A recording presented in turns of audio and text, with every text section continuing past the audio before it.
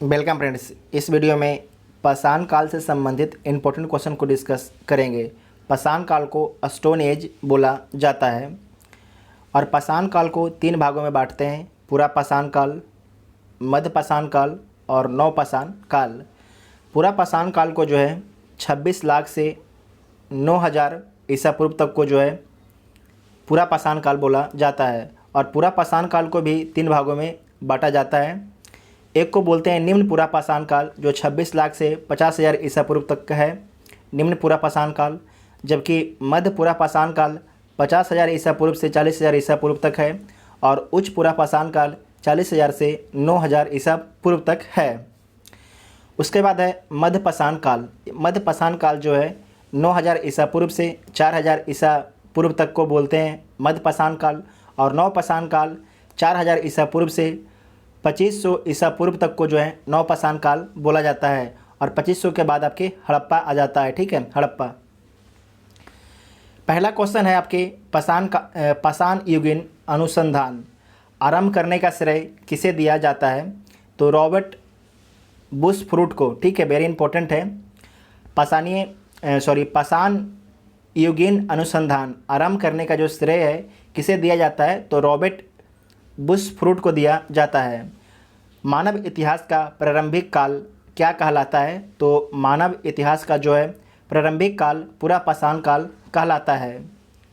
प्राचीन भारत के औजार और अस्त्र शस्त्र बनाने के लिए निवासी किस पदार्थ का प्रयोग करते थे? तो पत्थर का, क्योंकि स्टोन एज है। ठीक है। प्राचीन भारतीय भौगोलिक मान्यता के अनुसार भारतवर्ष किस द्वीप का खंड है?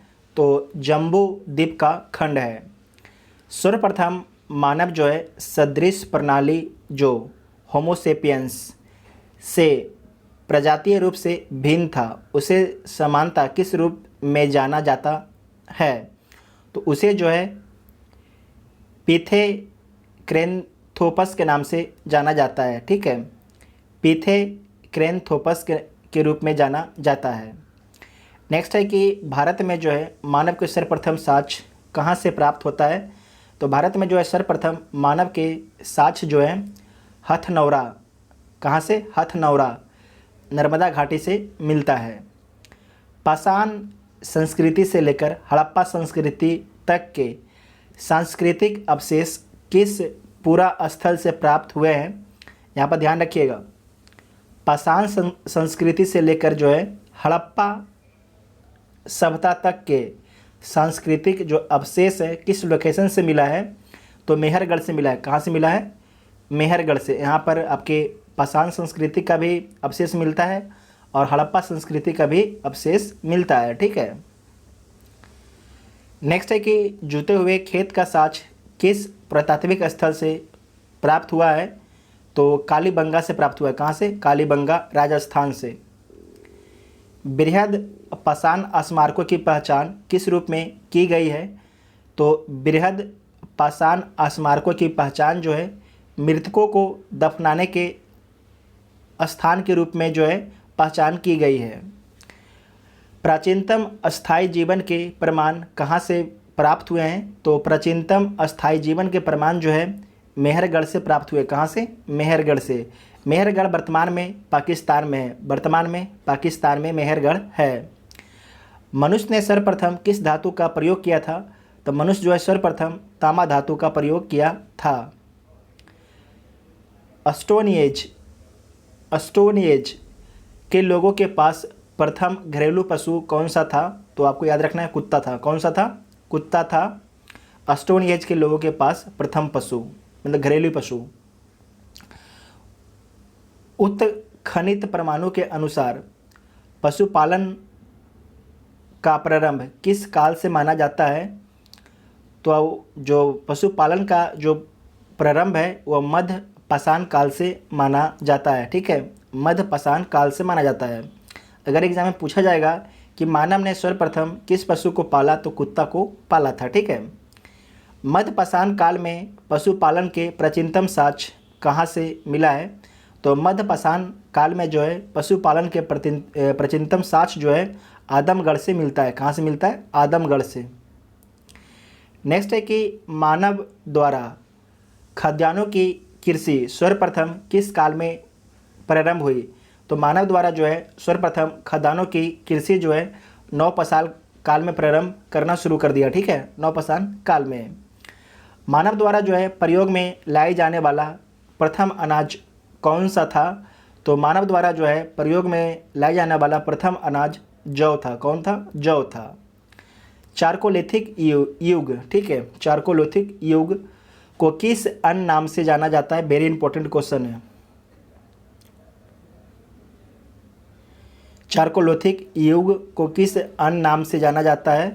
तो इसे कॉपर एज के नाम से जाना जाता है, ताम्रपाषाण युग के नाम से जाना जाता है चारकोलिथिक युग को। ठीक है। नेक्स्ट है कि ताम्रपाषाण कालीन स्थल के बारे में आप जान लीजिए। ठीक है, इनाम गांव आपसे पूछा जाएगा, ये लोकेशन पूछा जाता ज़्यादा है। ठीक है, लोकेशन जो है किस राज्य में है ये आपको याद रखना है। जो इनाम गांव है ये किस राज्य में है? तो महाराष्ट्र में है। यहाँ पर क्या मिला है? तो कच्ची मिट्टी के मकान वे गोलाकार गड्ढों वाले मकान के साथ मिलते हैं इनाम गांव में। दायमाबाद आपके कहाँ पर है? महाराष्ट्र में। दायमाबाद भी कहाँ पर है? महाराष्ट्र में। यहाँ पर जो है कलश समाधान तथा कलश को घरों के फर्श के नीचे रखने का प्रमाण मिलता है दायमाबाद में। और सबसे बड़ा जो है ताम्रपाषाणिक स्थल है, वेरी इंपॉर्टेंट है, वेरी इंपॉर्टेंट है दायमाबाद, कि दायमाबाद जो है सबसे बड़ा ताम्रपाषाणिक स्थल है। नाबदा टोली जो है, जो नाबदा टोली है वो किस राज्य में है? नाबदा टोली आपके महाराष्ट्र राज्य में है। और इसका उत्खनन जो है एसडी सांकलिया द्वारा, और यहाँ पर क्या मिला है? चित्रित काले मृदभांड के प्रमाण मिले हैं नाबदा टोली में। उसके बाद है नेवासा, ये किस राज्य में है? ये महाराष्ट्र में है। यहाँ पर पटसन का जो है प्रथम साक्ष्य और लाल तल पर काली डिजाइन वाले चाक निर्मित के बर्तनों का प्रमाण मिलता है। कहाँ पर? नेवासा में, ये महाराष्ट्र में है। ताम्रवती, ठीक है, ये राजस्थान में है। यहाँ से प्राप्त जो है काले मृदभांड सफ़ेद रैखिक चित्रों से सजे रहते हैं। आपको मेनली याद रखना है, लोकेशन आपको बता चुके हैं कि इनाम गांव महाराष्ट्र में, दायमाबाद महाराष्ट्र में, नाबदा टोली महाराष्ट्र में, नेवासा महाराष्ट्र में, ताम्रवती राजस्थान में। ठीक है। नवपाषाण काल शब्द का सर्वप्रथम प्रयोग जो है 1865 ईस्वी में जो है सर जॉन लुबाक के द्वारा किया गया था। ठीक है, सर जॉन लुबाक के द्वारा किया गया था नवपाषाण काल का सर्वप्रथम प्रयोग। उसके बाद है भारतीय पुरातत्व सर्वेक्षण के प्रथम महानिर्देशक कौन थे?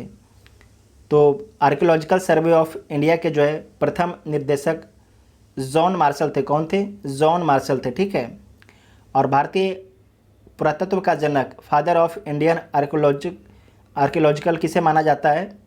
तो आपको ध्यान रखना है कि भारतीय पुरातत्व का जनक जो है ये माना जाता है अलेक्जेंडर कनिंघम को। ठीक है, अलेक्जेंडर कनिंघम को माना जाता है। वेरी इंपॉर्टेंट है, सारे प्रश्न इंपॉर्टेंट हैं। भारत के किस प्रारंभिक पुरापाषाण युग के शिलाश्रय से सर्वाधिक चित्र प्राप्त हुए हैं? तो भीमबेटका से। ठीक है, भारत के किस आरंभिक पुरापाषाण युग के जो गुफा है वहाँ पर सर्वाधिक चित्र कहाँ से मिले हैं? तो आपको ध्यान रखना है भीमबेटका मध्य प्रदेश से जो है सर्वाधिक चित्र मिले हैं। कुंभकारी मिट्टी के बर्तनों बनाने की कला के सर्वप्रथम प्रमाण किस युग से प्राप्त होता है? तो किस काल से? नवपाषाण काल से जो है कुंभकारी के सर्वप्रथम प्रमाण मिलता है, मतलब बर्तन, मिट्टी के बर्तन बनाने का प्रमाण मिलता है नवपाषाण काल से। उसके बाद है आपका पेबल उपकरण किस काल से संबंधित है? तो जो पेबल उपकरण है यह निम्न पुरापाषाण काल से संबंधित है।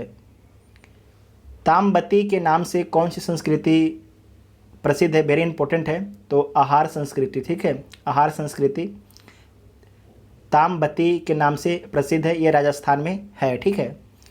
माइक्रोलिथिक औजार, माइक्रोलिथिक टूल्स किस काल से संबंधित है? तो मध्य पाषाण काल से। ठीक है, मध्य पाषाण काल से। नेक्स्ट है कि बेलन घाटी से प्राप्त औजार किस काल से संबंधित हैं?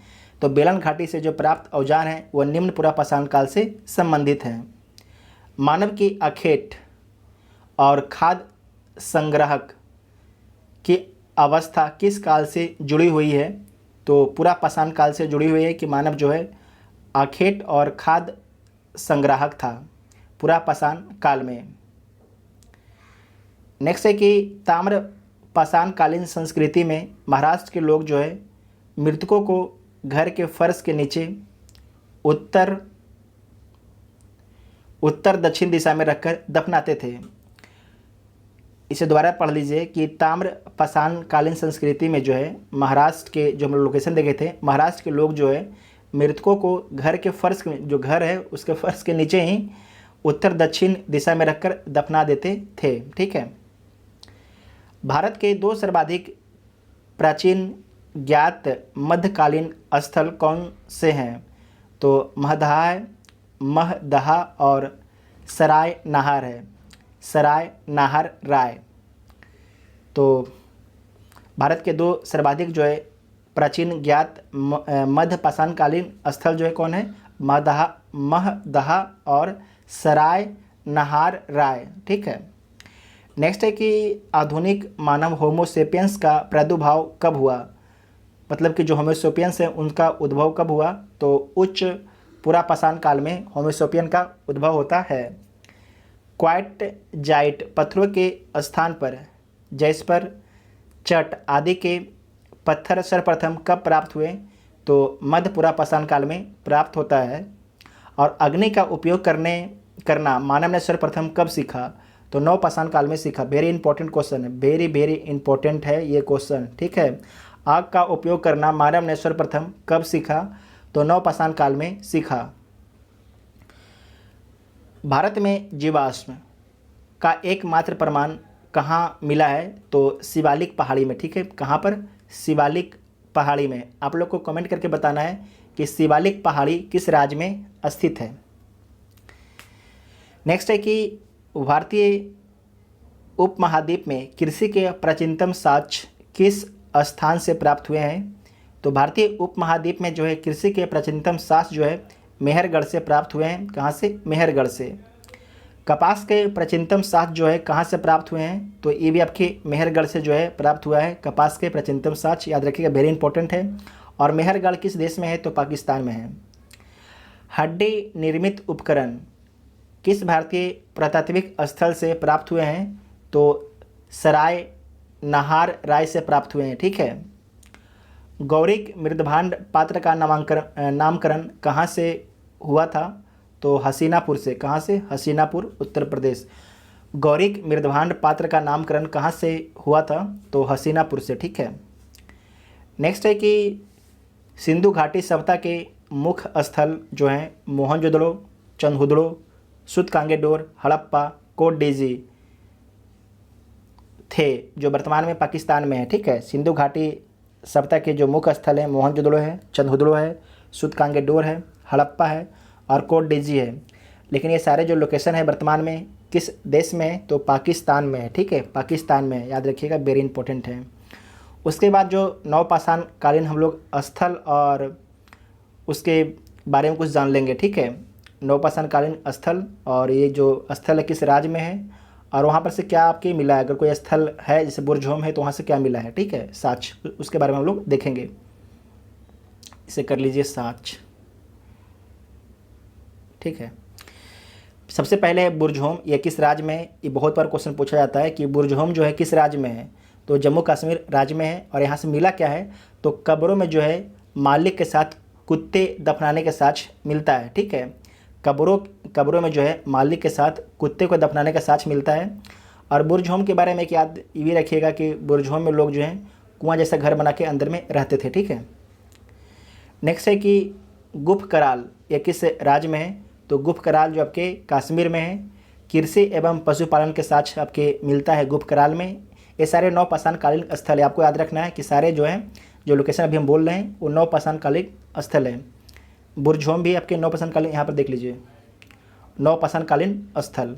बुर्जहोम अभी जो भी है ये नवपाषाण कालिक स्थल है और जो कश्मीर में स्थित है। और गुफ कराल भी जो आपके नवपाषाण कालिक स्थल है ये जम्मू कश्मीर में स्थित है। और कृषि एवं पशुपालन के साथ यहाँ पर से मिलता है। हड्डी निर्मित औजार, धूसर मृदभांडों का प्रमाण, सिलबट्टा और हड्डी से निर्मित सुई के साक्ष्य प्राप्त हुए हैं। मेहरगढ़ आपके कहाँ पर है? तो मेहरगढ़ पाकिस्तान में है, जहाँ से जो है गेहूं की 3 वे जौ की 2 किस्म की खेती के प्रमाण मिलते हैं मेहरगढ़ से, और कच्ची ईंटों के आयताकार मकान और प्राचीनतम अस्थायी जीवन के साक्ष्य मिलते हैं मेहरगढ़ से। महदहा ये किस राज्य में है? वेरी इंपॉर्टेंट है, उत्तर प्रदेश में है। और गोलाकार झोपड़ियों के